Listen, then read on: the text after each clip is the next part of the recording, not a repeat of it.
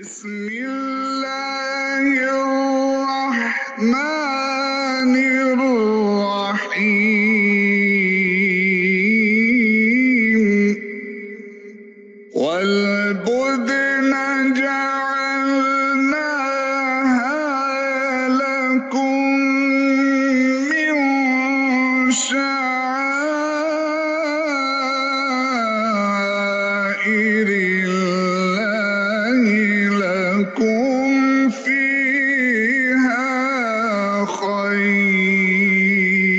خير فاذكروا اسم الله عليها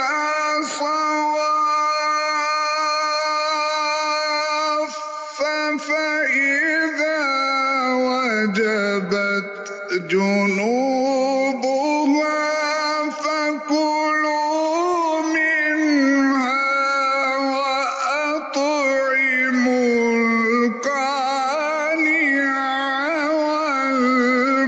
والمعتر كذلك سخرناها